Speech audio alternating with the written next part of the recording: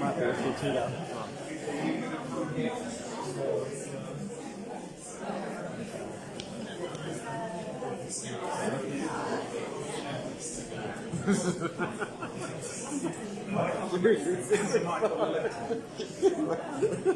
You never know, yeah.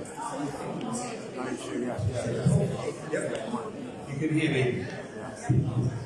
Thank you, everyone. We're going to start the meeting now because we've got quite a lot of speakers to get through, which is right and fitting for the topic of this meeting, which is defend the right to protest, Palestine, Islamophobia, and civil liberties. And it's been called by Stop the War Coalition. I'm one of the co-chairs of Stop the War.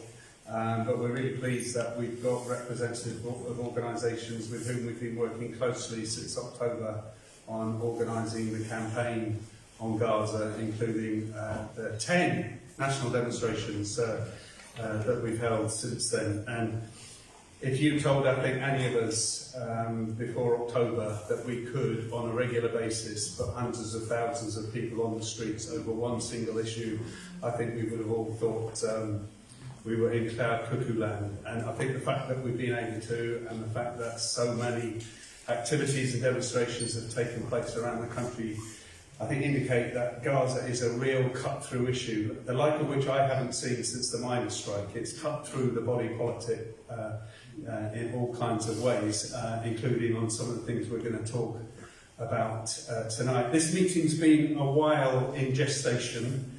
Really apposite, I think, that we're holding it in the Amnesty International head offices.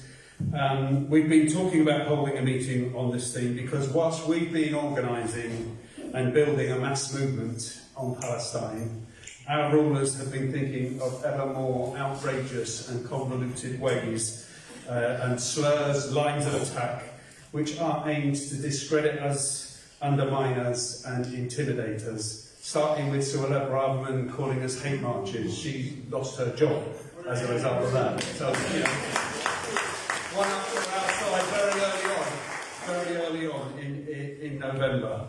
But we have to say that we're not going to be intimidated because our marches are getting bigger again. 450,000 marched in London.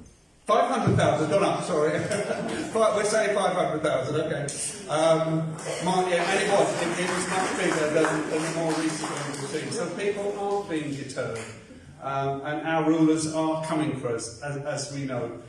We understand that this week Michael Gove is going to use parliamentary privilege, which protects him from any legal action being taken by anybody he names. We think he's going to use parliamentary privilege to name organisations which the government considers to be extremist and to slur them in Parliament without any legal recourse. Our recourse will be on the streets and in meetings like this. And bizarrely, Suella Braverman is telling Michael Gove he shouldn't do that. You know, that's a step too far for the government. We should take confidence in some of this stuff. You know, that our rulers are in turmoil. We've created turmoil amongst our rulers, both the government and the official opposition, about what to say. I think in 6 months' time, if you ask anyone what Rishi Sunak said outside Downing Street on a Friday night at 6:45, most people won't even remember that he tried to do that Churchillian speech, because it's just lost in the wind, I think. But the issues we're going to talk about tonight are serious.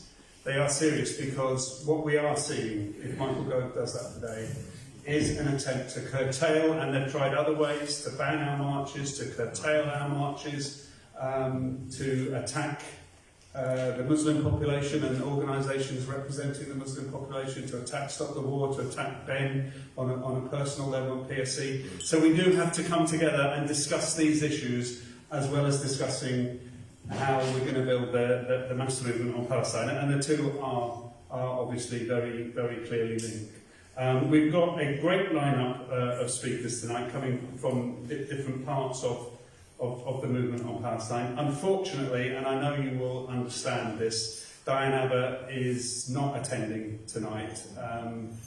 And I think what's happened to her in the last 24 hours, again, stresses the importance of what we're talking about. Because when Rishi Sunak talks about democracy under attack and MPs in fear of their lives, there's one MP who has suffered worse attacks, personal attacks, not just on social media, but in the mainstream media, and that is Diane Abbott, and we were looking forward to hearing from her.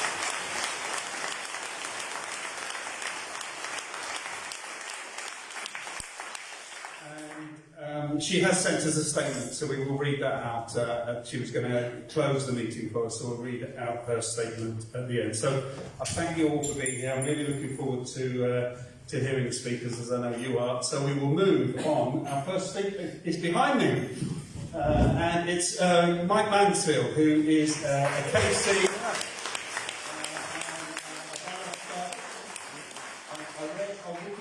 Just now, I can't remember who said it, but and I've forgotten what he said. He said that Michael Mansfield is the lion of human rights justice work. So please welcome Mike Mansfield.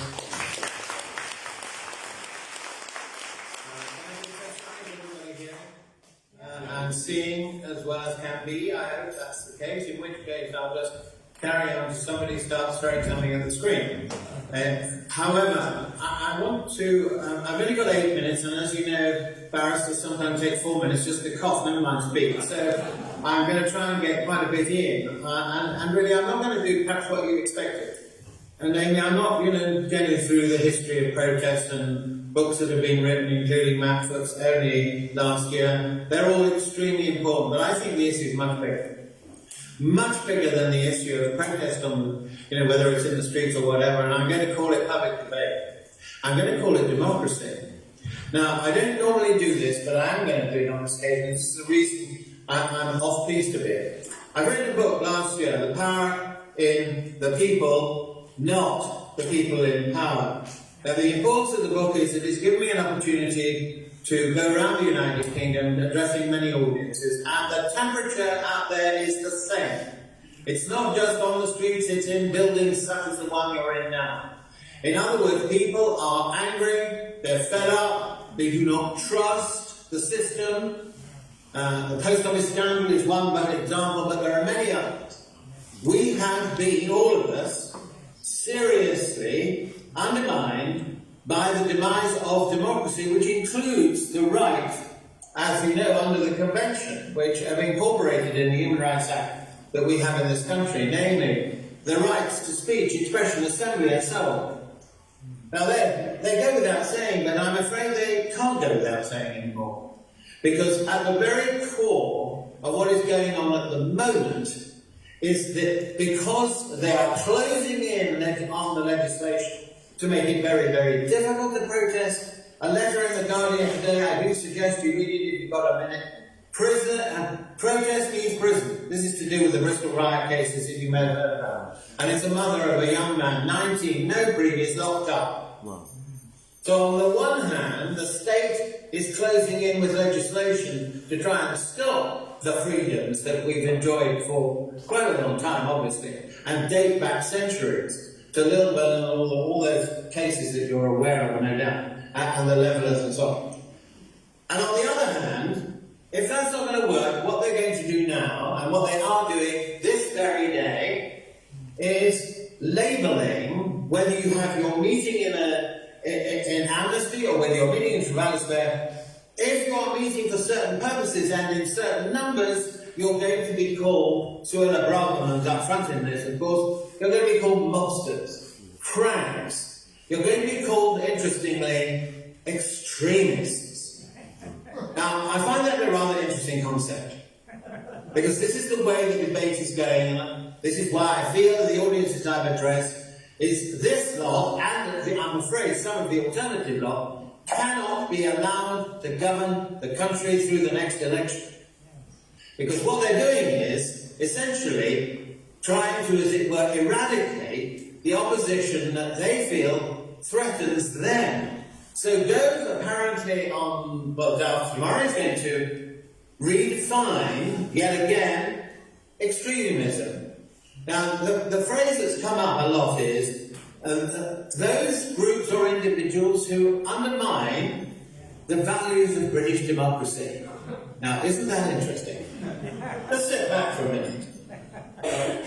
And I'm going to suggest the group that might come top of the list. And you know who they are. Boris started with a majority which he treated as he were a dictator. He undermined the rule of law. He turned his back on democracy, essentially. He wanted to do the Brexit vote without going through Parliament. He prorogued Parliament. Then he had a party during COVID. Well, you know the history. So it's not just him. The Home Secretary, Suella Braverman again, and the rest of them actually turned their back on democracy. Felt they could get away with it. Laughed their way through the various drinks and bits of cake that they had in the back of 10 Downing Street. But it doesn't stop there. I've mentioned the post office scandal, which is a long-running and standing and digs deep into the roots of our government. Now that, you may think, is the beginnings of the way in which you undermine the democracy we value. The democracy which permits the freedom, doesn't restrict the freedom that we have employed for so long. Now, that's one movement that's going on. But in fact, underneath all that, besides the procurement and so on, we now see today, also in The Guardian, and don't worry, I'm not an agent of that, but the front page of The Guardian today, and I was hoping Diana Abbott, I understand why she's not, I've been a friend of hers for over 30 years. And may I make an impudent suggestion at the end of the meeting, that as a meeting, there should be a vote of confidence for Diane in this predicament, because what has happened is despicable, utterly disgraceful, and it's the man who is funding a party, I would say, of extremists. Look at Lee Anderson, he's had to be kicked out, it's so bad. And here you have somebody who has been Mr. Hester. Let's make no mistake about it. There is a form of extremism in the centre of the main party that's accusing everybody else. And that is why I think the question of defining the terms under which we operate is extremely important. So it's not just about trying to roll back and defend those cases in court. And one of the aspects of this you may not be aware of is that not only is the legislation restricting the right, courts are beginning to restrict the rights of defendants to defend themselves, even under the legislation we've got. There's a kind of pincer movement going on in the wings. So one has to be alerted to where the threats lie. And it seems to me we have reached a position now in which, and Gaza's not the only issue. Gaza is an extremely important issue. May I just interject the one thing that's come through, as well as the minors, between them and Gaza, is of course the Iraq War. People took to the streets in very large numbers. Now Gaza's important, of course, and in relation to that, the idea that you can't talk about from the river to the sea. You can't say it. You can't have the flag. They were saying that right at the beginning, if you remember. So that's the extent to which they're intending to erode. But thankfully, last Saturday, I wasn't there unfortunately, and I can't be with you today because I'm in Belfast for any case, the rally that took place in central London, with Charlotte Church at the centre of it, singing a Welsh song, Still Here. And people feel, the majority feel, in the United Kingdom at the moment, powerless. Democracy is not providing any answers at the moment. It's not providing people with voices. That is why it's so important to ensure, unlike the student who's locked up in prison at the moment from the Bristol riot case, the younger generation will begin to lose hope of an ability to express themselves in the way they want without being castigated. And in his case, he's already attempted suicide once. This is how bad our democracy is, how infected our democracy is. Now, besides, obviously, Gaza, there are other issues that are equally important to the public at large, and for example, the National Health Service. I don't have to spell out what the big issues are. And on the doorstep, they're far bigger than just protesting about one or two minor, and I'm not suggesting that any protest is minor, but the majority of the population, it seems to me, certainly on the meetings I've been to, are solidly behind bringing about change, and we've got an opportunity this year to make sure that none of those people who are behaving in an abhorrent way at the moment should ever see the House of Commons again, and we have the chance to do that and to form a kind of alliance of civil rights and the rule of law, which has been totally ignored by this government and by international governments vis-a-vis the Middle East. So may I encourage you to support Diane at the end, and also a measure of unity about civil rights. It's not a dirty word, it's not wokeism. God knows how many minutes I've been spending, but probably have I overrun? You're bang on time. Oh really? Well.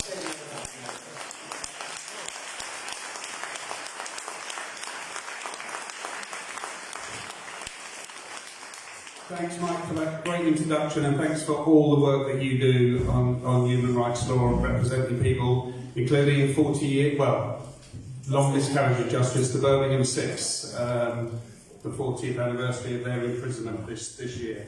So I think we will take a vote, as Mike suggests, at the end of the meeting, a vote of confidence in Diane. That's a great idea. So that's a good start to the meeting, and he kept to time. Our next two speakers are going to talk about some of the concrete issues that people are facing as a result of this clampdown. In a minute, we're going to hear from Jamal Nielsen, who is a member of the NEU, like myself, who has been arrested and had a house search, and she's going to tell us about that experience at the hands of the police. But before Jan, we're going to hear from Jude Lanchin, who works for Bindman's Solicitors. Do you want to go to the lecture? Or you... I'm happy to sit here. Please welcome Jude.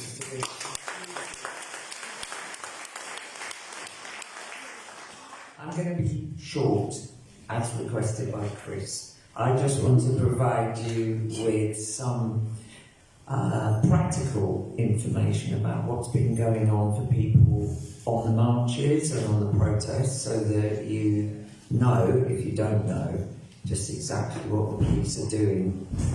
I'd like to just start by stating that I agree fully with Mike.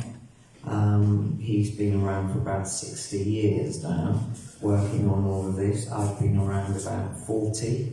I'm so happy to see Matt at the back, Matt Foote, who's also been fighting on all of this for years and years and years. This is the worst time that I would say, even having lived through Margaret Thatcher, in terms of the erosion of protest rights and the attacks on people and everything else that's going on with it.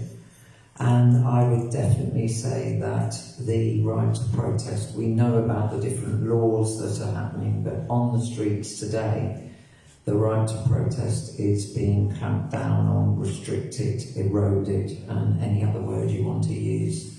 I'll give you some stats just so that you can see.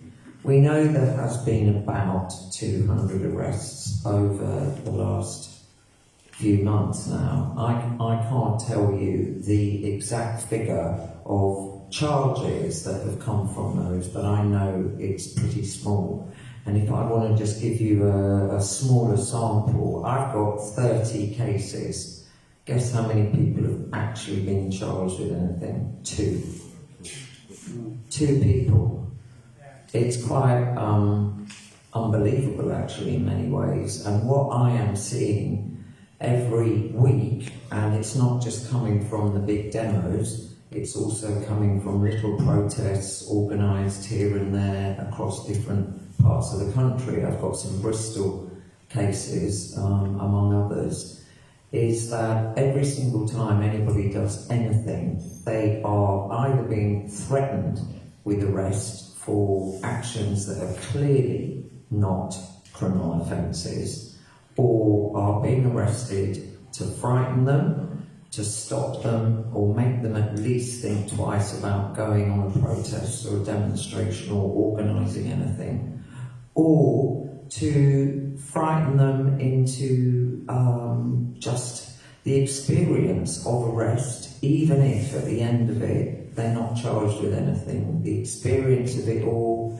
and or to put them on bail conditions that mean they might not be able to come into Westminster to take part in other protests, and or even if they're on bail, unreasonably long bail times, 3 months, the maximum they've got at the moment under the current bail rules. But once they're on bail, even if they're not under any conditions, it's going to make people think twice again about whether to do anything, because your position's a bit more precarious once you allegedly commit an offence on bail. The 2 people who are facing court, one of the cases is a man in a wheelchair, a disabled man who allegedly blocked carriage gate in front of the Houses of Parliament without a reasonable excuse. He failed to comply with the direction to move. He's being charged.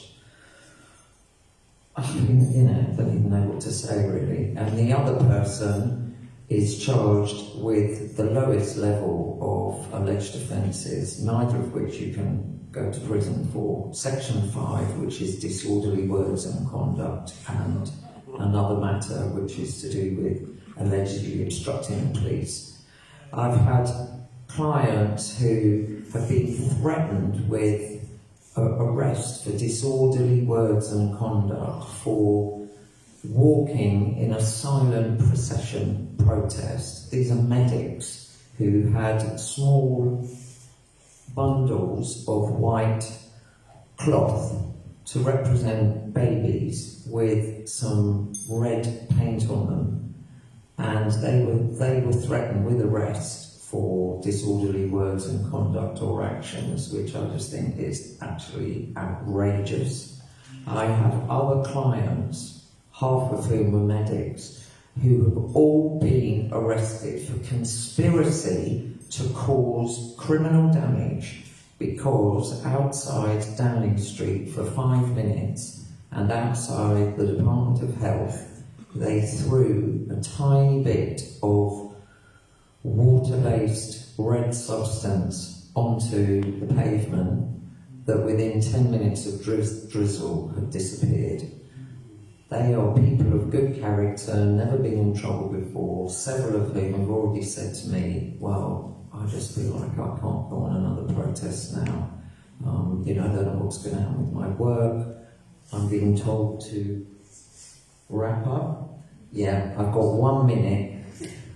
I'm just giving you some examples of what's going on out there, and it will only get worse. And from the last demo, somebody arrested for alleged hate crime and anti-Semitism. He was part of a small block chanting, "Yemen do us proud, turn another ship around." He's been arrested, not charged, and I don't know, some of you might have been around him. The police were apparently on the street not knowing whether or not he should be arrested, not knowing whether that actually was an offence. Yeah, I mean, you get the picture. I could go on and on, I won't, but you understand what's happening here.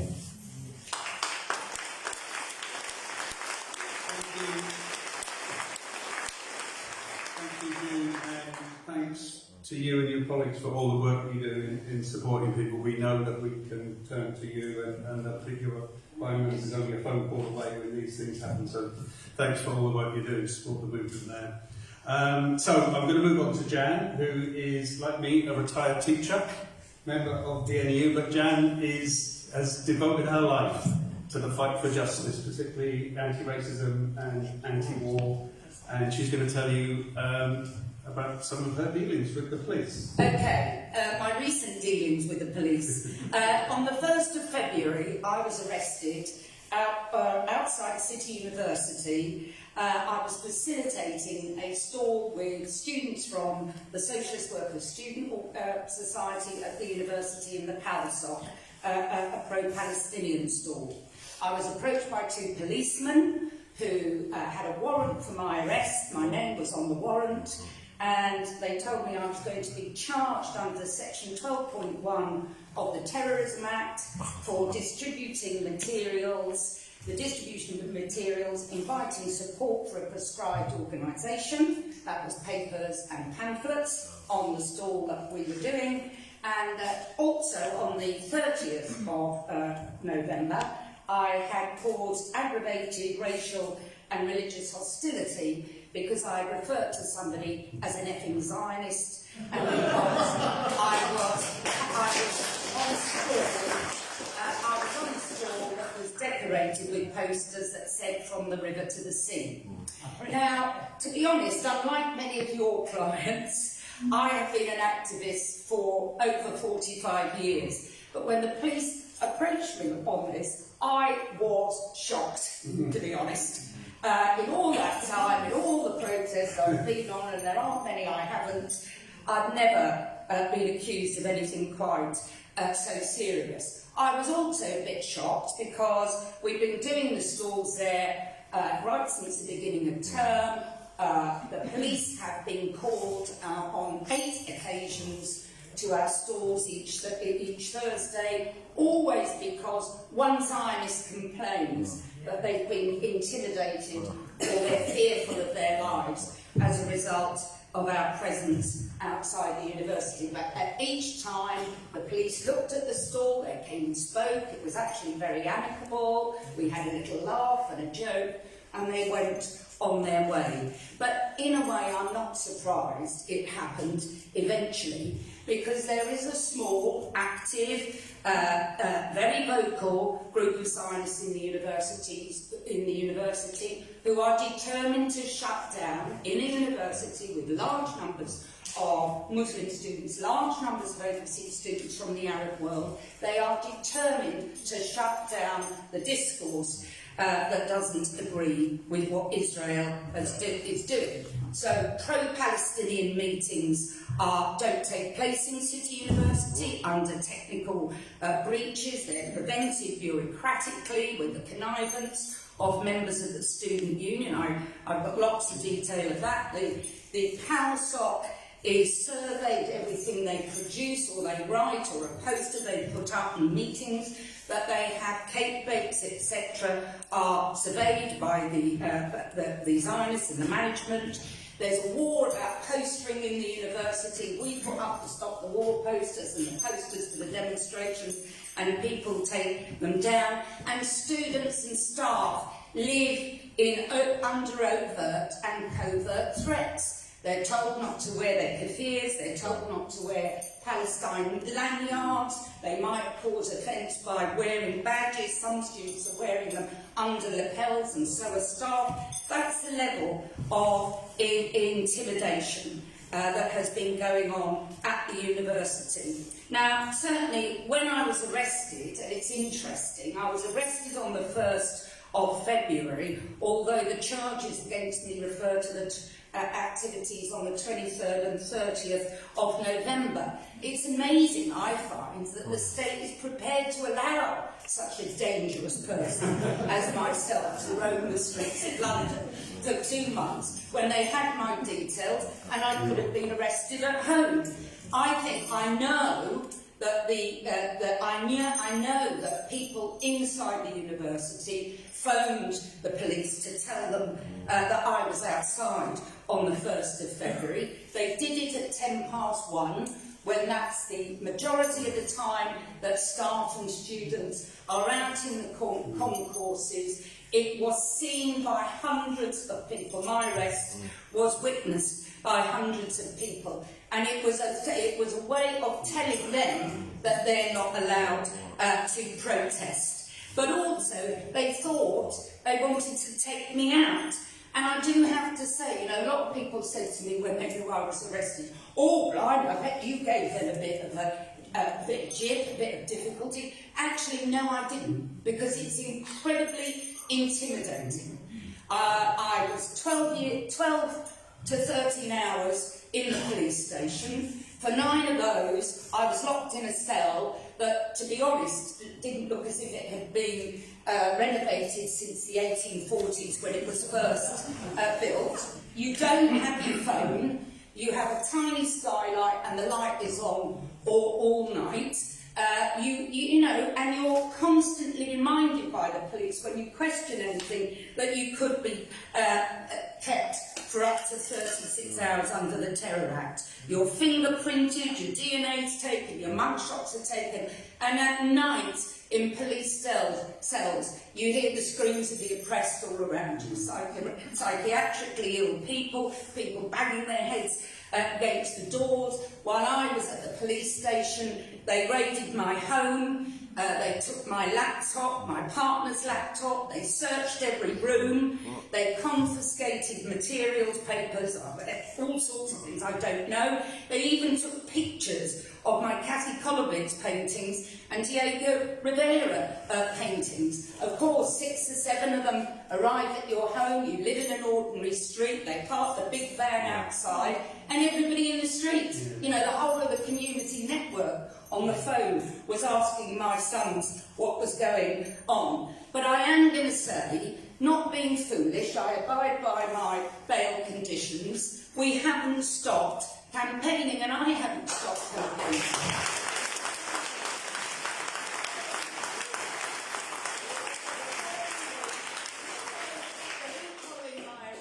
The Islington Solidarity Campaign, of which there's 350 on our WhatsApp group, organised a super-duper leafleting of City University. Instead of 2 or 3 or 4 of us there were over 20 of us there. We leafleted every building at the university, you know, to show them that the movement isn't me, it's part of something that's much larger. And I've been on every protest. I was outside Emily Thornberry's fundraising dinner that she tried to have in Islington. And just as everyone, the 450 or 500,000 people, we stuck 2 fingers right up to the intimidation and the threats that we've experienced at this time. And it's an honour to be part of a movement where we're saying that we're drawing a line in the sand and we're not going to be intimidated and we'll continue to protest as long as Palestine is unfree.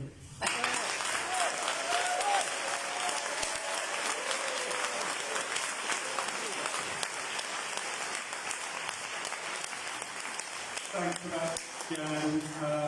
It's truly shocking what happened to you, and do let us know what we can do. Jude is on the Stop the War Officers Committee. You know, all the organisations will give you whatever support you need as this case develops. Knowing Jan as well as I've known her, all I can say is I think the police picked the wrong person to do this to. So good luck and solidarity to you. Thanks, Jan.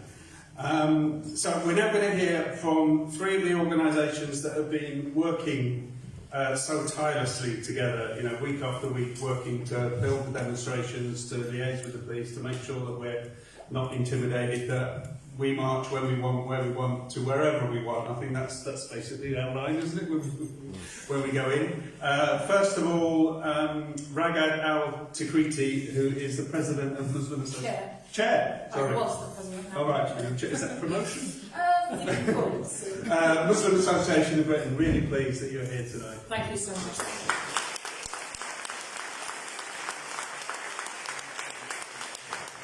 Thank you so much for inviting me, and I think it's very important to share experiences such as this, because believe me, it happens in the community and many people are scared to even share what's happened to them. So this is encouraging in terms of understanding what we are, facing, and the impact of that on even strong women, like the last speaker.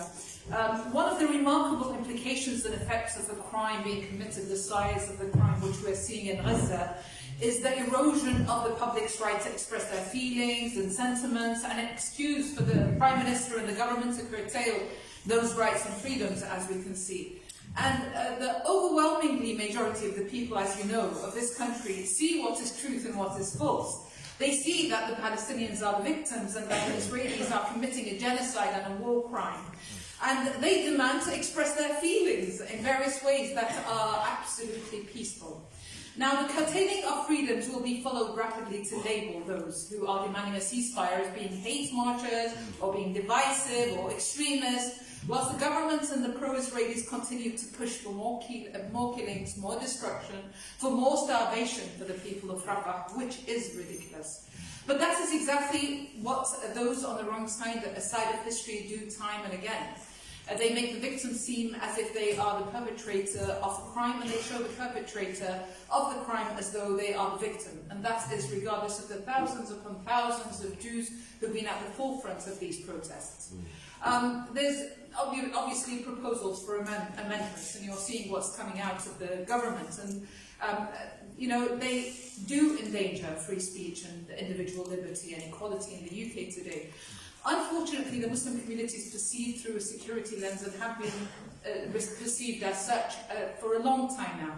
We find exceptions to those values that you know, our government proclaims to have, depending on who's chairing them or championing them. So ethnic minorities seem or feel that they cannot exercise those same rights to challenge policies harmful to their communities. Practices such as stop and search, public statements, or the targeting of mosques and Islamic centres all point to an issue where the police become an important tool in a political agenda that has been entirely Islamophobic. Of course, there's been a clear difference in, you know, when presenting political views, depending, as I said, on who's presenting it. The majority engaged in dissent are treated as patriots with different political views. Minorities, however, when they dissent, are treated as security culture threats, bearing social stigma at best, or criminalisation at worst. Of course, Islamophobia is deeply problematic because it's like any other kind of racism. It's such as anti-black, anti-Jews, anti-Semitic. But the problem is, with Islamophobia, it's an extension of how the state previews Muslims and how it deals with Muslims, so it becomes legitimized. And that is why over the past years we have numerous Islamophobic attacks from journalists and politicians. And what we've seen is the way Islamophobia has come throughout the past months maybe can be categorized in some components. For example, Islamophobia adversely shapes the public discourse on Palestine in particular.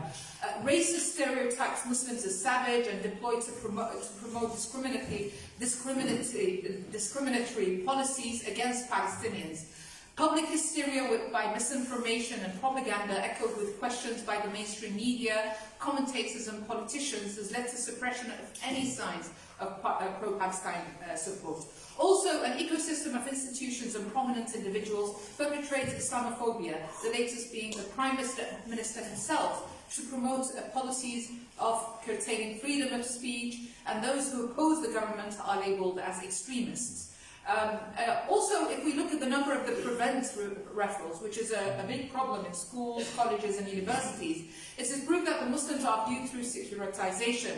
As a result, we've seen that the response from an institutional level has been to increase police powers, restrict freedom of speech and fuel a climate of fear for many Muslims. The impact goes far beyond mere statements to actual policies. Now, Muslims are portrayed as agents of anti-Semitism in an attempt to cancel the grounds which Muslims and Jews could come together and hold principled positions to both Islamophobia and anti-Semitism and unite joint social justice struggles. So this dehumanization has led to the portrayal of the Palestinian movement as rooted in fanaticism and violence rather than a struggle for freedom from oppression.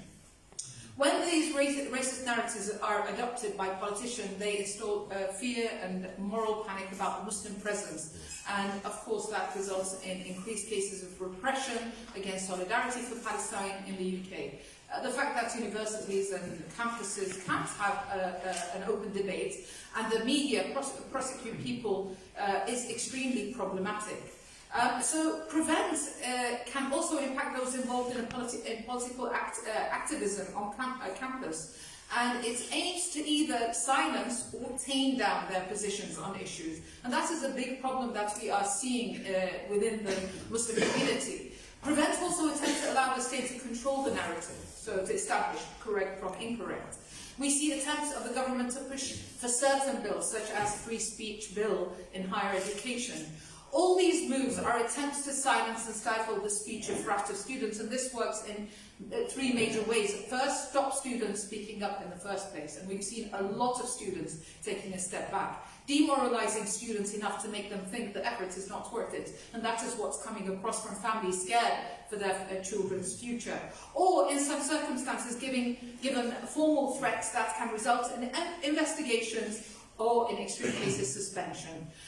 So all of these, there are other structures that universities use to monitor, and I'm going to list them very quickly to minimise the expression and will of Muslim students on campus. For example, using the Charity Commission and its threat to undermine the ability of Muslim students to speak up on issues, especially in Palestine.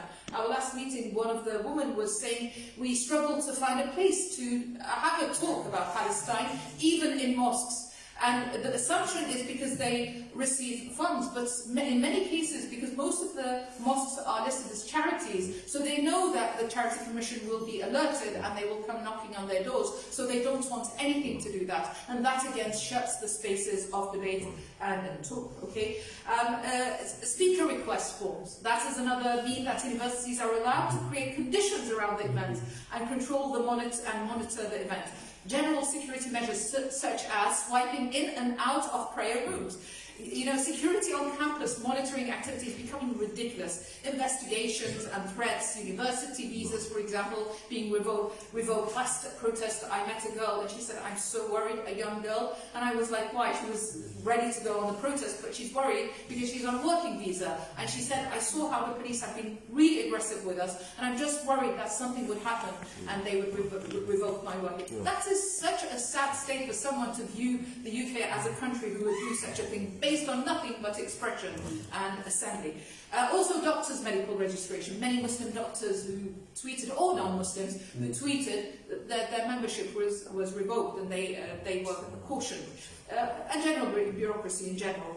I think it's very important, as has been said, that we do not back down, because many people, what happens to them is that they feel that, let's just be quiet, we can't fight this fight. But we must not back down to this culture, and we must face it head on, because they will attempt to further limit our speech. And if we silence now, then the battle is going to be just bigger, and the restriction of our freedoms is going to be greater. Thank you so much. Thank you.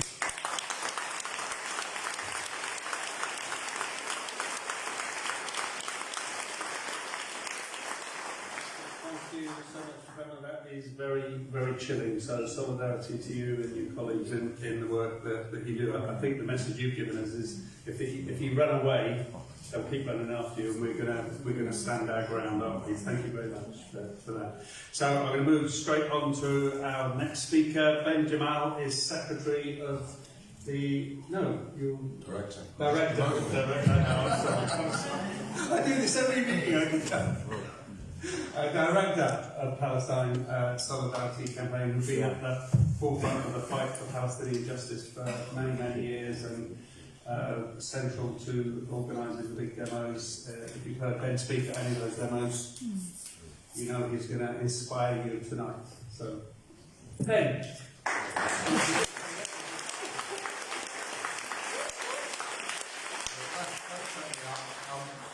I'm delighted to be here on this platform with so many esteemed comrades whilst we're all still at liberty. I have made a special plea that when the cold hand of Michael Gove finally arrives on the collar, that I am not put in an adjoining cell with Chris. That would, I think, fall under the category of cruel or unusual. So listen, we are here tonight discussing the need to defend the right to protest. As we have heard, and as we will hear, the right to protest is being attacked from a variety of angles. There are a number of overlapping and cross-linked agendas, sometimes, perhaps most often, being pursued by the same actors. As Michael spoke about, an authoritarian right-wing government that is determined to push through a whole raft of repressive legislation. Successive racist governments, as Raghad has talked about, who want to pursue an Islamophobic agenda, most vigorously through the medium of prevent. But then the project that I want to specifically address, the global campaign being waged by Israel and its allies, at the heart of which is the attempt to prevent Palestinians, and I speak here as a Palestinian, from bringing the facts of our history and of our oppression into the public domain and calling on others to take action to address that oppression. It is a campaign which rests on two main tactics of delegitimisation: smearing those who stand with the Palestinian people as terrorists, or as best as terrorist sympathisers, or smearing them as anti-Semites. This is a campaign that has been waged for years, but has become more systematic and intensive in the last 10 to 15 years, and this is a direct response by Israel to the growing strength of the global solidarity movement in support of Palestinian rights, and in particular to the growing support for the Palestinian campaign for boycott, divestment and sanctions launched by Palestinian civil society in 2005. Now, some of you with longer memories, and I'm looking around, there's quite a few people here with long memories, I think. Some of you will remember a leading Israeli think tank called the Raghad Institute producing a report which they actually launched in London in 2010, which defined support for BDS as Israel's biggest strategic threat, and said that Israel needed to start to mobilise against this threat by actively delegitimising the movement and the broader solidarity movement. What was the tactic? The report said Israel needed to isolate this movement from wider progressive movements, make the whole issue of Palestinian rights toxic.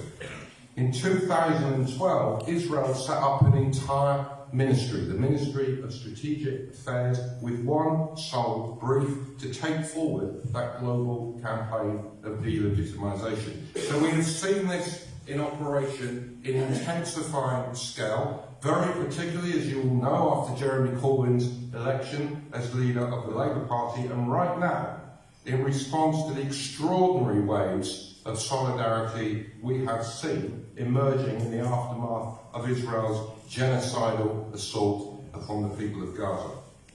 We have seen this in operation across whole domains of society. As Raghad has talked about, a key target has been universities.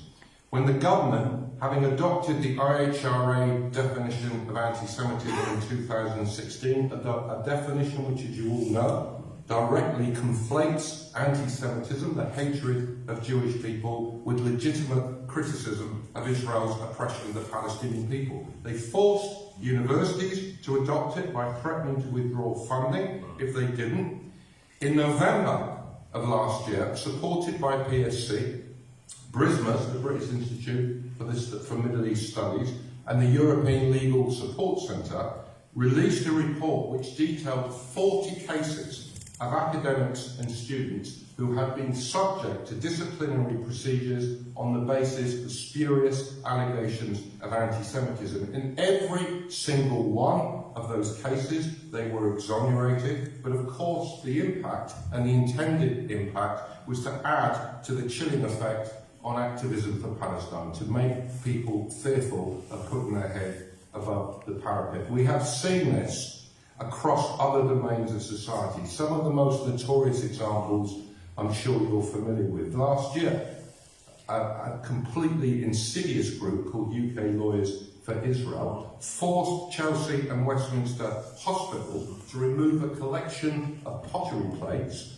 made by children in Gaza in partnership with local primary school children in that borough. Why? Because these plates, it was alleged, were offensive to the Jewish community because one of them showed an image of Al-Aqsa Mosque with a Palestinian flag flying above it.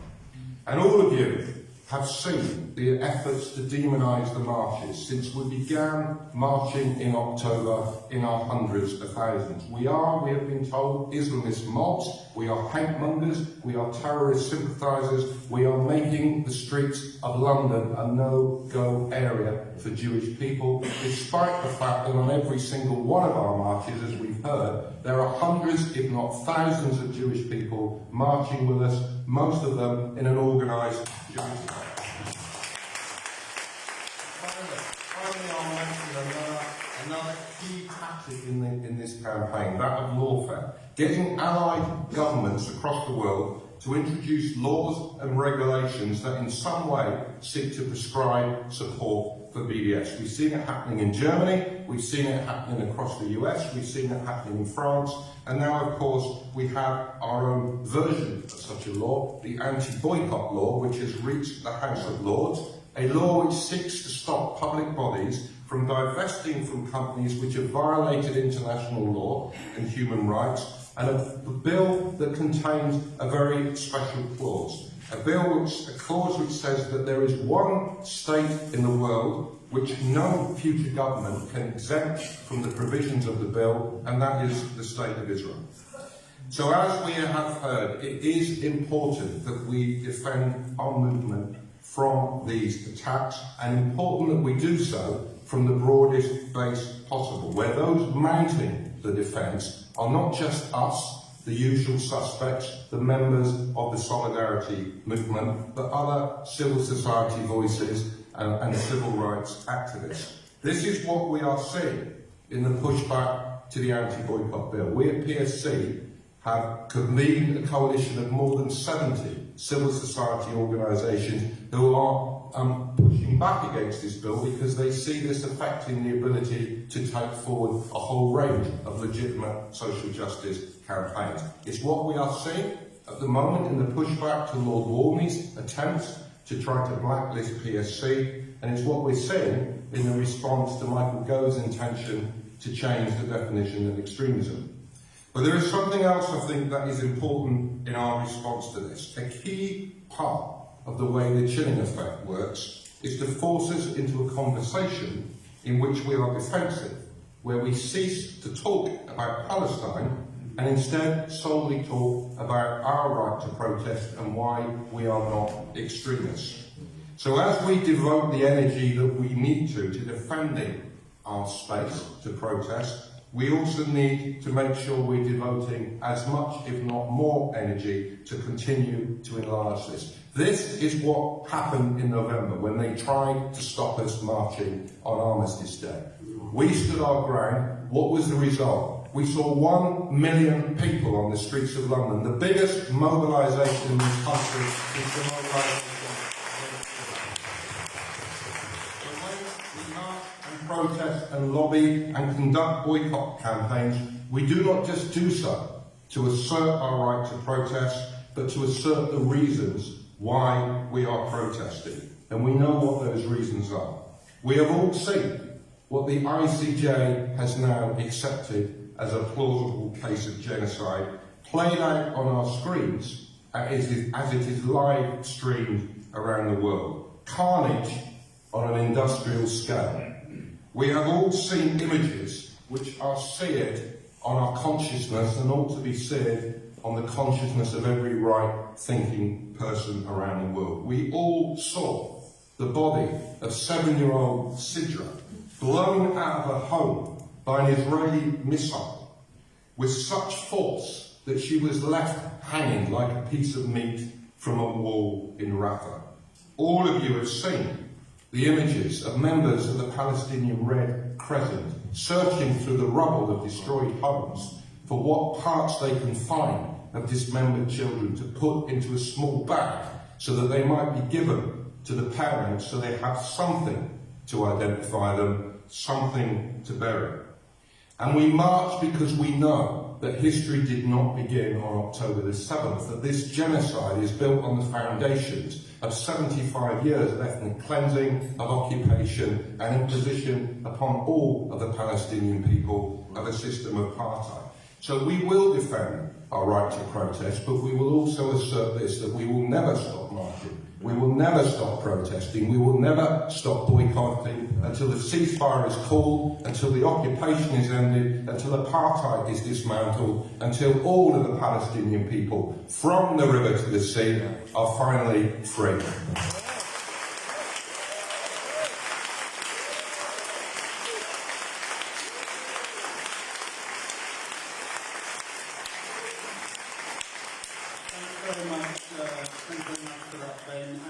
National demonstration is on the 30th of March. Where are we? March? Yeah. Saturday the 30th of March. So make a note and let's go out in our large numbers again. So as I said, this meeting has been organised by Stop the War.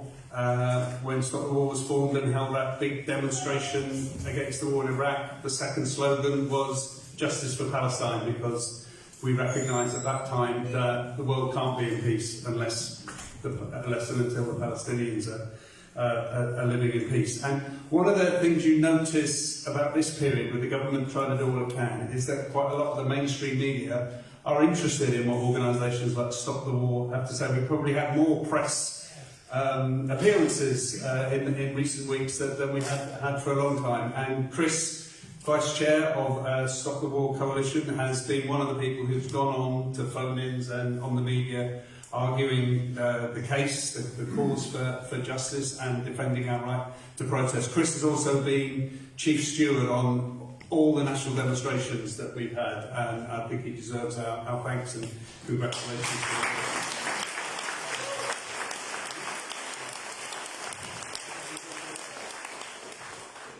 Thank you very much. Thanks, Alex, and thanks to all the speakers for excellent contributions. Before I start, I too want to send solidarity to Diana, but I just want to send a message to Michael Gove to say if he wants to do something useful on Thursday about extremism, he should publicly condemn Frank Hester as a racist and a woman-hater, and keep protecting the powers immediately.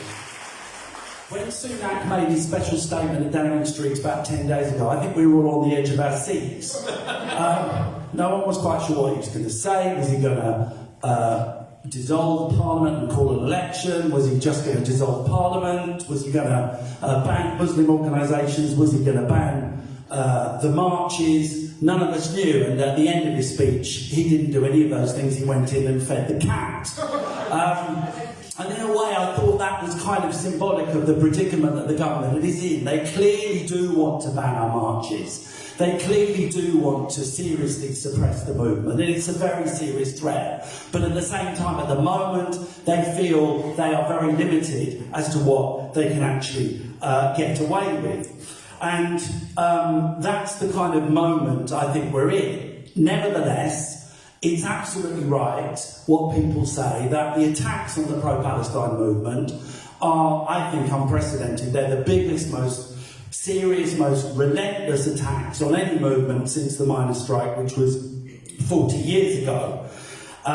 There have been attempts to ban our marches. There is an unprecedented use of restrictions. There are snatch squads on the demonstrations, picking up people, arresting them, taking them off, detaining them for wearing the wrong badge, for wearing the wrong t-shirt, for singing the wrong slogan, for selling the wrong books. I mean, you know, this is about thought police. This is an incredibly politicised policing operation that is going on under our noses. It's also connected, and the police operation, I think, is very much a kind of political propaganda operation, an operation to kind of demonise the movement.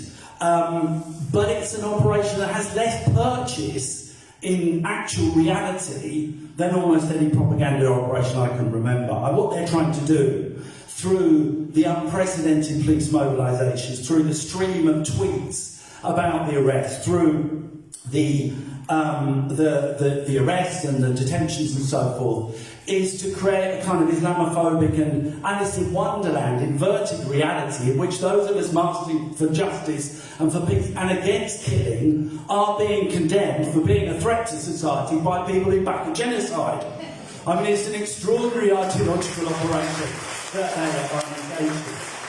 And And it is based on fantasy and fiction. I mean, last Saturday, people have said 400, well, Ben says 500,000. 500,000 people on the streets of London. There were 4 arrests. That is 7 times less arrests per person than at the average London Premier League football match, according to the Met's own statistics. So the idea that, you know, we are in some way a threat to society, disorderly, and so on and so forth, is a complete fantasy. In fact, I think it's worth repeating that for all the front page hysteria about politicians not being safe, or about central London being a no-go area for Jews on the days of the demonstrations, there has not been one reported incident of an assault, or even a threat of an assault, on any bystander on the demonstration, be they Jewish, be they a politician, or any other person. So the whole thing is an extraordinary fabrication, but I think it's important as well to recognise that it's coming from a position of weakness, in a sense. It's coming from a position of uncertainty. They're attacking us, essentially. They're creating this hysteria, this social panic, because they have lost the argument. Because they don't have an argument, because there isn't an argument for supporting a genocide.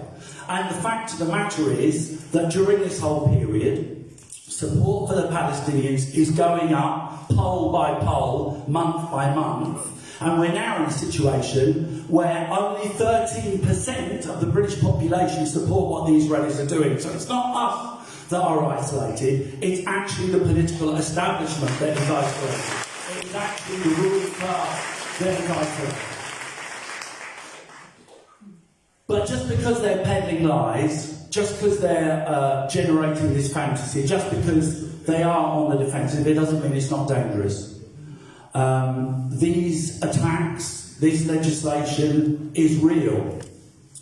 The Gove is going to announce, essentially it will be prescribing organisations on Thursday, and that will have a real effect. I think there is a deep chilling effect on society that has been created by all these attacks. And they have the advantage, if not of unanimity in the political classes, they have the advantage of, shamefully, the Labour front bench being on their side. And I think what is happening at the moment, time after time, is these attacks are being generated by hard right people on the right of the Tory party, but they're being waved through, they're being supported by sections of the Liberals, the centrists, and unfortunately the front bench of the Labour Party. And that's a dangerous dynamic, and it's something I think we need to take on. And I think from tonight we need to start to launch a serious offensive against these attacks. And I just want to suggest, to finish, 3 things. The first thing we need to do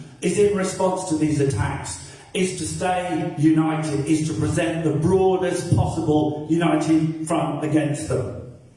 When Michael Gove makes his remarks on Thursday, the whole of the movement needs to come out fighting in defence of whatever organisations he attacks. That has to be the principle of our starting point to what happens on Thursday. The second thing is, every single case of an arrest or a harassment of an activist needs to be taken up, not just legally, but taken up politically by the movement. And I do urge you, any of you, if you've been harassed by the police, if you've been arrested, if you've been searched, if your house has been raided, or if you know anyone who has, get in touch with us. The movement will provide you with support, but we are also compiling a list of all of these incidents. We are also mounting our own propaganda campaign, mounting our own pressure on the establishment, on the police, to make it clear in plain sight that this is a campaign of political harassment, and we need your help in doing that. And the final thing is this: we need to take to heart the fact that what is really going on here, that the driver of this authoritarianism, which isn't just going to be about Palestine, by the way, the elites are isolated on more and more issues, including on the cuts, including on the growing inequality in society. This is going to be a trend that will continue beyond the Palestine question. And we need to take heart from the fact that this is fundamentally a product of weakness and not of strength. And the fact that at least 2 million people have marched through the streets of London on this issue, and that we have thrown them onto the defensive, and we have created a political crisis on this question. So we have to say, yes, we are going to keep protesting, but it's not just a matter of saying we're going to keep in the streets. We need to be more deeply embedded in the unions. We need to be building into every workplace. We need to be building into every working class community up and down this country. We need to send a message to Gove, to Sunak, to Anderson and to Starmer that though this, and I agree absolutely with Ben about this is fundamentally about Palestine, those politicians, the hard right, with the support of too many of the Liberals, have made this about the right to protest and have made it also about defending Muslim communities. And we need to send them a message to say that every time they try to stop us, we will come back stronger, broader and bolder. Thank you very much.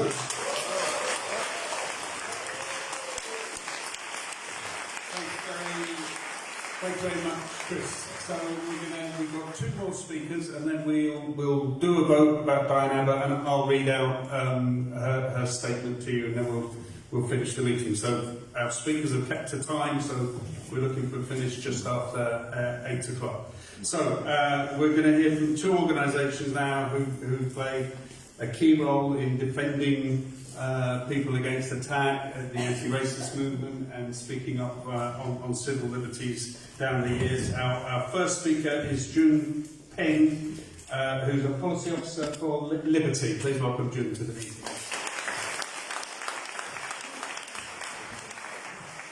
Thank you so much to colleagues for speaking and for inviting us to participate. And I don't want to speak for too long because much of what I wanted to talk about has already been raised.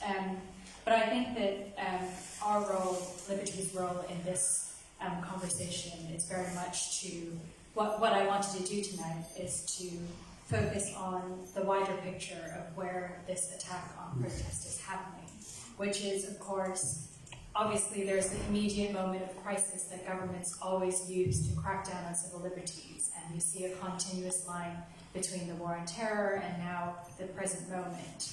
But of course, we've also seen in the last few years a systematic dismantling of the ways that ordinary people hold power to account, whether that's introducing voter ID, whether that's restricting judicial review, whether that's clamping down on the right to protest through successive pieces of anti-protest legislation, whether that's all of the many different rhetorical ways, as has already been discussed, that government is clamping down on people who dare to speak out and to dissent and to criticize, which are all hallmarks of democracy. And I would say that the hundreds of thousands of people taking to the streets are, contrary to rhetoric from government ministers that they are undermining democracy, that they showcase kind of what democracy looks like. As the chant usually goes. And so I think that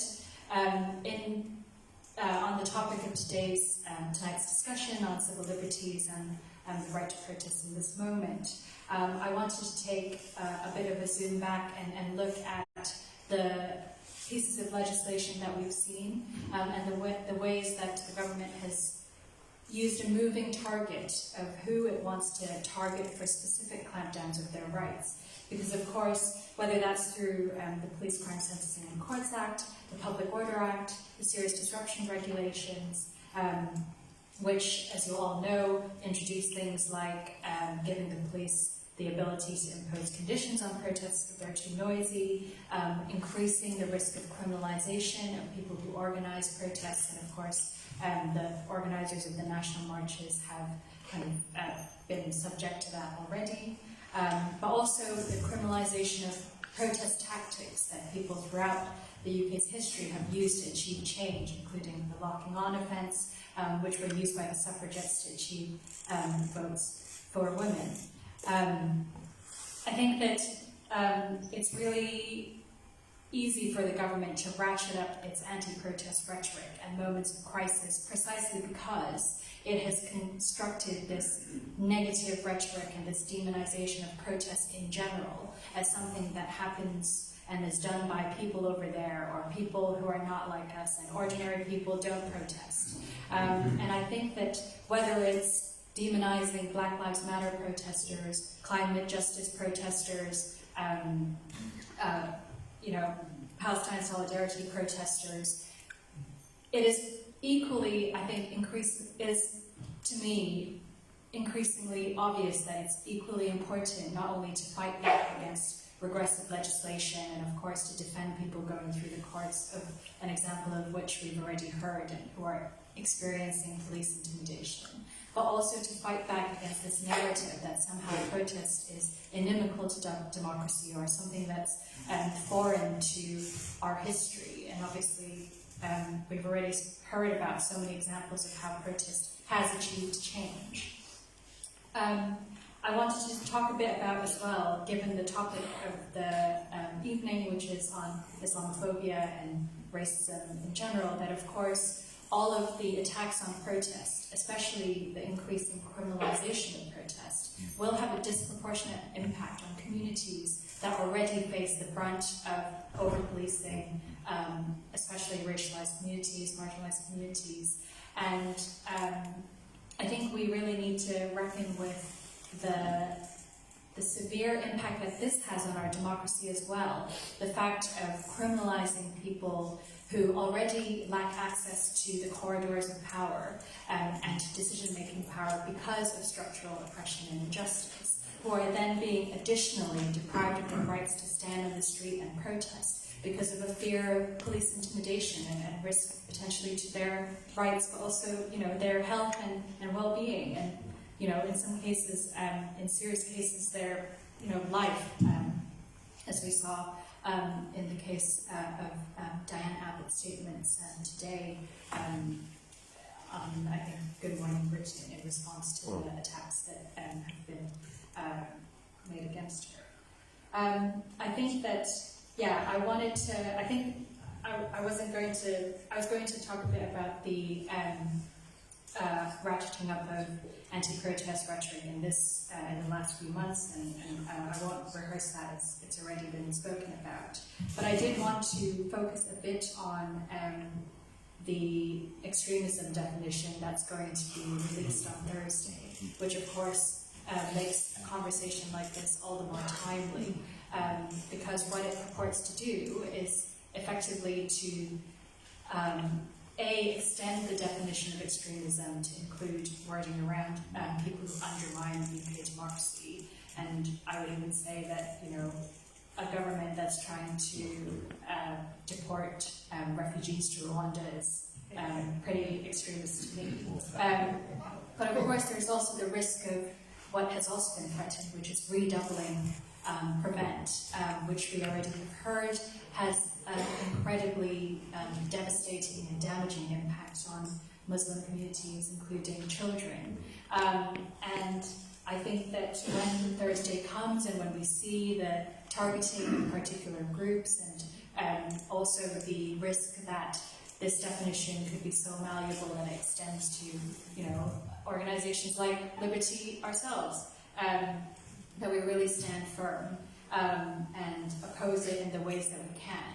And I think that the unlikely bedfellows of 3 Home Secretaries, including Priti Patel, alongside the Archbishop of Canterbury, alongside all of our civil liberty groups and whoever else, counter-terror experts and independent reviewers, should show that the government has no authority, not that it really is seeking to have that, but legitimacy to push this through.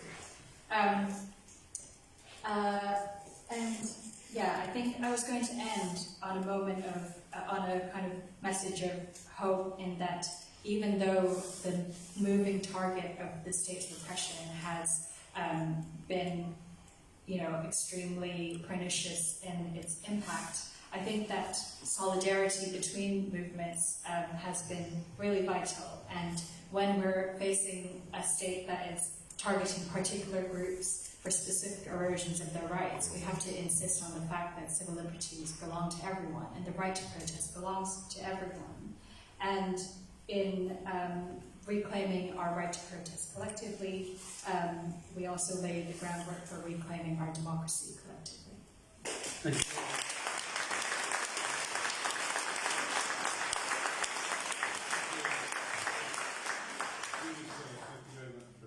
And I'm going to go to our final speaker now, Liz Fekete from the Institute of Race Relations. Thanks, Liz. Thanks for being here.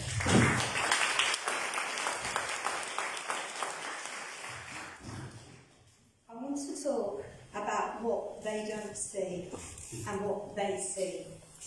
And to explain that, I have to start with an anecdote which starts with me in Waitrose. Sorry. I don't go to the, that bit with the machine because I end up behaving badly, and if somebody wanted to arrest me as a crack and an extremist, I would understand.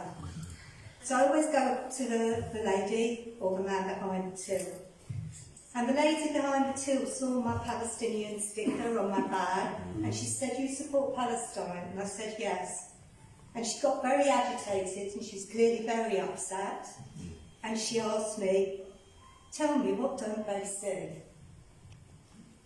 I'm sorry I didn't give her the right answer then, but thank her for helping me frame what I wanted to say today. I think they see exactly what we see. They see exactly the ethnic cleansing and the unfolding genocide in Gaza. But in a tradition that is as old as the British Empire, but in a tradition of structural denial, they need to draw a curtain around it. We don't allow them to draw the curtain, so they demonise us as a mob and a hate rally and a threat to British values.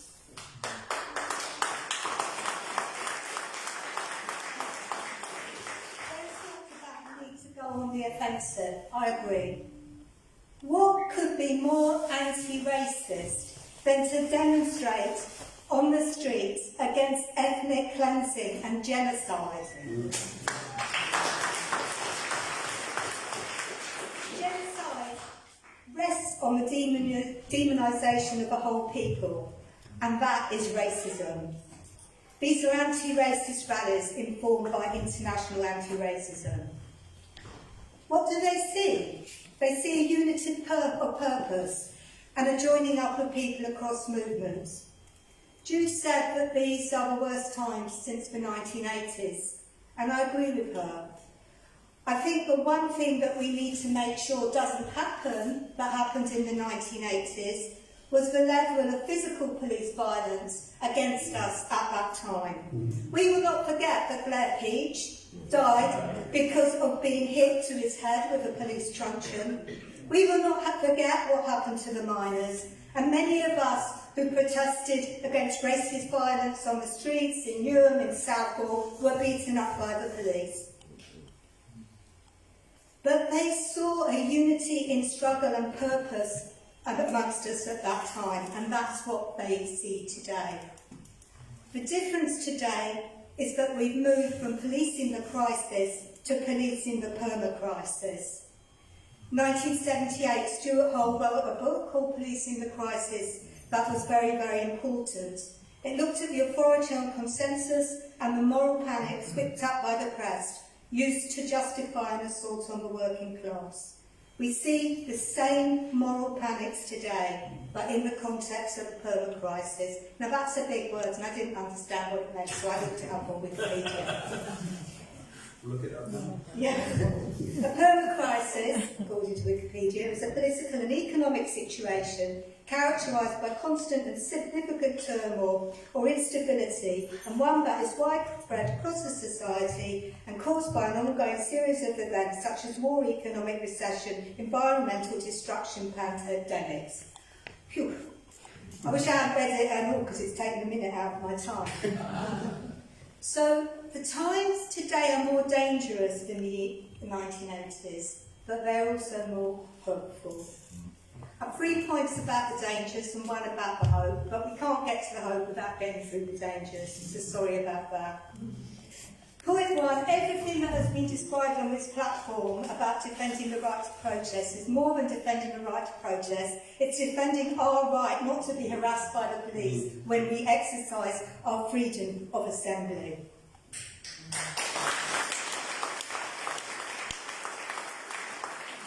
We need to make sure that the restrictions and conditions being attended to marches go, but also we need to understand that they are part of a carefully calibrated strategy to increase the use of force against demonstrators. Also, we need to see this in a European context. Water cannon has already been used in France, and truncheons have been used against high school students in Italy by riot police. It's not scaremongering to say we should be asking some more questions about plastic bullets. 14 people, 8 of whom were children, died between 1975 and 1985 in Northern Ireland due to the firing of plastic bullets, particularly dangerous for children because of the angle in which they are fired. We know that the police got the right to use plastic bullets and started stockpiling them after the disturbances of 2011. And we know that since then, the only events they have been authorised to be used at in England and Wales, they are still used in Northern Ireland, are black events, the Notting Hill Carnival and the Black Lives Matter movements of marches of 2020. Why dangerous? Point 2. Dangerous because the attack on the right to protest is also part of a gradual erosion of all of our rights to the city. We need to look also at the criminal justice bill and the kind of total policing it seeks to bring in. We're seeing the total regulation of the multicultural working class, leading to excessive force against black people on the streets and the criminalisation of black music genres. Check out the work of Art Not Evidence. Dangerous, point 3.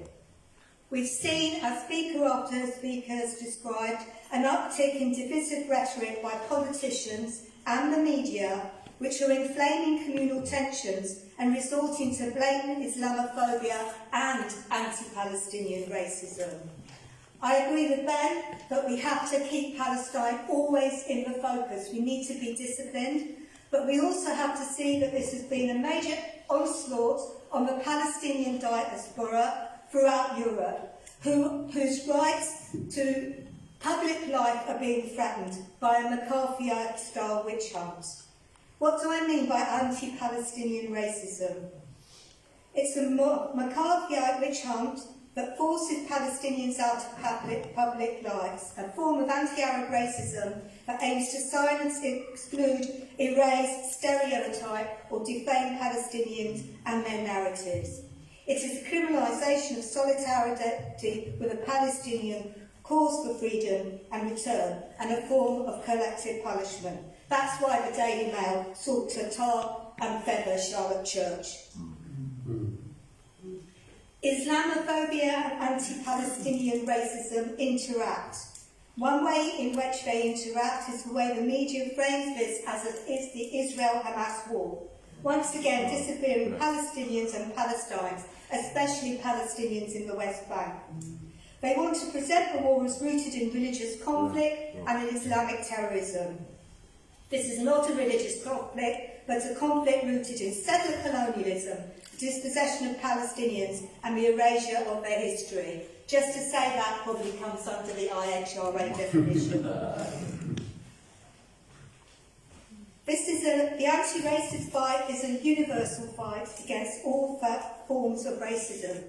And we cannot let politicians sitting in Parliament who have no history in the fight against racism to break down that struggle. We are against violence and threats against anyone. We don't want politicians to face death threats and be frightened. But we need to ask them, hey, show a bit of empathy for others. We don't distinguish between a politician who's threatened and an ordinary member of society who's threatened. Where were these politicians when the Palestinian ambassador received death threats? Where were they when Charlotte Church was targeted by far-right activists? Why did they finally speak out against Lee Anderson's vile rhetoric Only when he accused Sadiq Khan of selling London to his Islamic chums, and not when Anderson told Parliament that if asylum seekers don't like it here, they can fuck off back to France. The SNP objected, Labour kept silence. Last point. You're not going to stop me. I'm not. When I talk Hang about on hope, every word. the question of hope. We hear the silences. We see the silences. Should we despair? Because of what they reveal about our hollowed out democracy, our hollowed out parliament. I don't think so. Parliament has lost its moral authority. We have a moral authority. It seems that they want to retreat into a heavily securitized bunker where no contact with the public is possible. This isn't democracy, it's just a performative democracy. Should we despair? No. No, because it gives us hope. Because it relieves us of the burden of believing that Parliament is the answer to our problems. It gives us authority over our experience, more confidence to work out solutions. Thank you for everything you are doing to defend the right to protest, to build unity in struggle, and to revive a grassroots anti-racism based in internationalism. Defend the right to protest, and don't forget, the city belongs to us.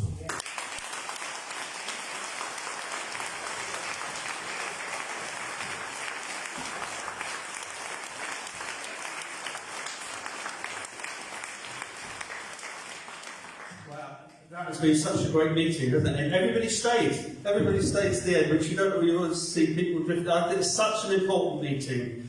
One that I think there is a ready audience for if we can take that out to local areas or do Zoom meetings like this, because it's linked to the fight on Gaza. And I think, like I said, things are cutting through the body politic, and I think people are talking about police power, about state power, about freedom of speech. So I think we should look to repeat these meetings elsewhere. Can we thank all our speakers? I think it's been brilliant.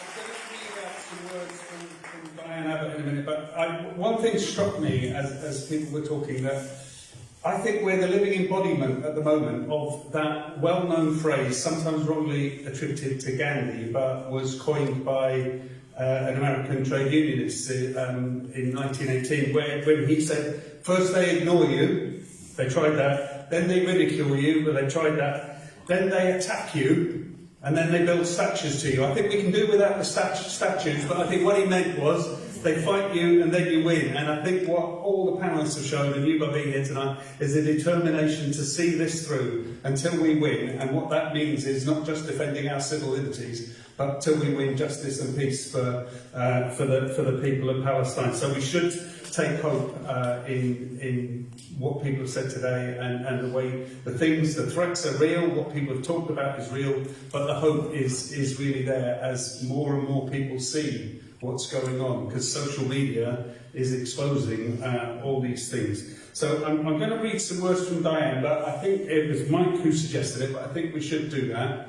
So I'm going to move that this meeting, first of all, condemns Frank Hester for his attack on Diane Abbott, including the vile and dangerous comment that she should be shot, and that this meeting votes that we have every confidence in Diane Abbott as a solid anti-racist campaigner who's dedicated her life to social justice, not just for the people of Hackney, but for the people of Britain.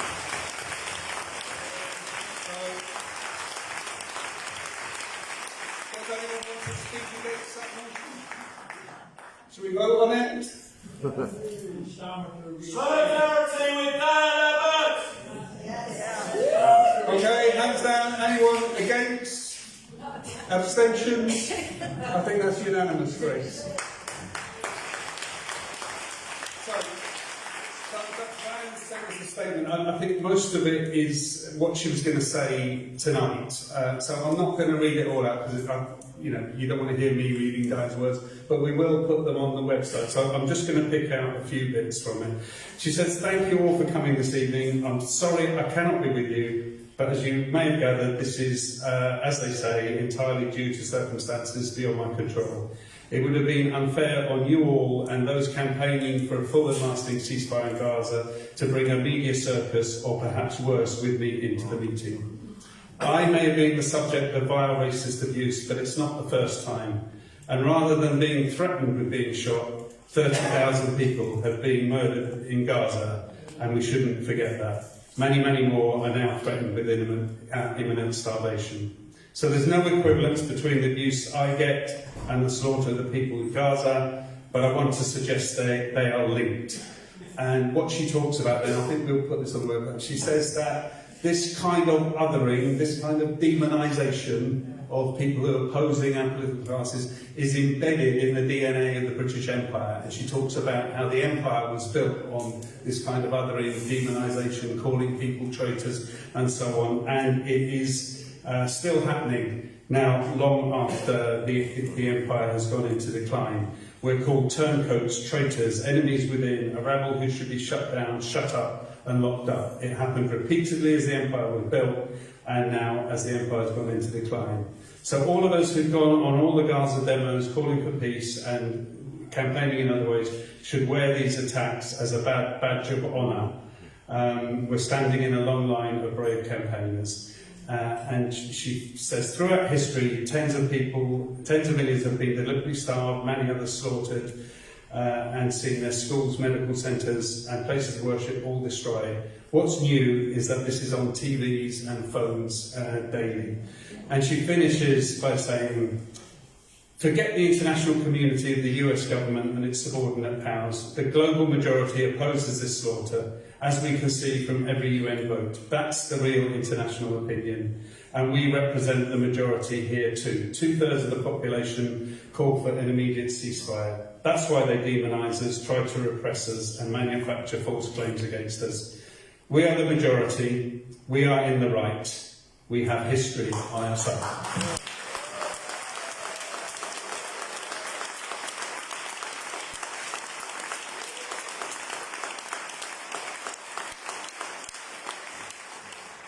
It's just after 8 o'clock, so we've finished. I'm sure you can hang around and approach the speakers and invite them to speak at other meetings. Thank you very much for coming, and see you on March 30th.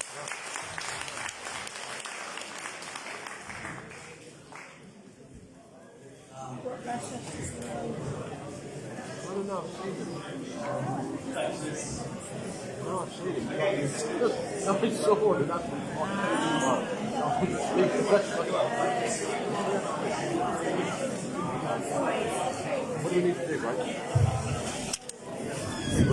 Wait, I